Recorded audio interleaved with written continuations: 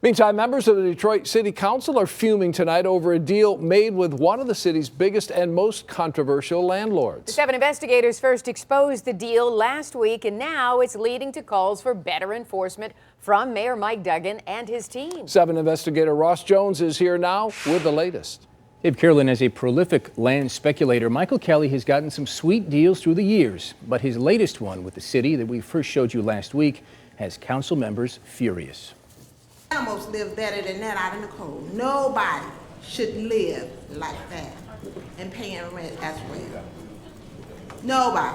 An incensed City Council President Brenda Jones today unloaded on members of Mayor Mike Duggan's administration, fuming about a deal made earlier this year with this man, Michael Kelly, one of Detroit's biggest and most controversial landlords. There is no reason why anybody should live the way that person is living in the home that we've seen on the news. Kelly is accused in a class action lawsuit of using predatory practices to put Detroiters in dilapidated properties, homes that were often riddled with holes in the ceilings that came without heat and were sometimes falling apart. Despite all that, Kelly saw more than $1 million in back taxes, penalties, and fees disappear earlier this year, on top of more than 800 blight violation tickets, all in exchange for giving the city less than half an acre of land to be used for the new Fiat Chrysler plant.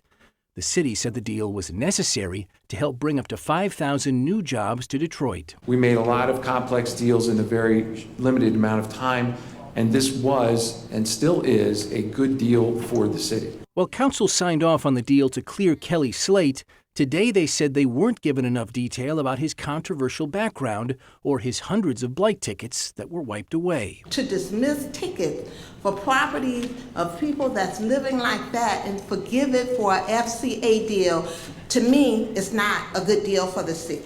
Officials from Mayor Duggan's office today said they are taking the council's concerns seriously. They promised that they will meet with Michael Kelly to address the concerns raised in our reports.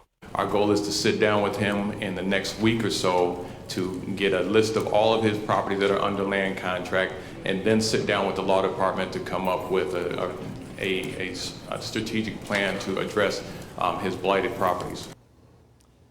Now, Kelly has put families in homes through both rental agreements and land contracts. City officials say most of their enforcement power lies with rental properties, but they will respond to complaints about homes purchased through land contracts. We should also add, since Kelly's 800 blight tickets were dismissed earlier this spring, city officials say his properties have been hit with 54 more.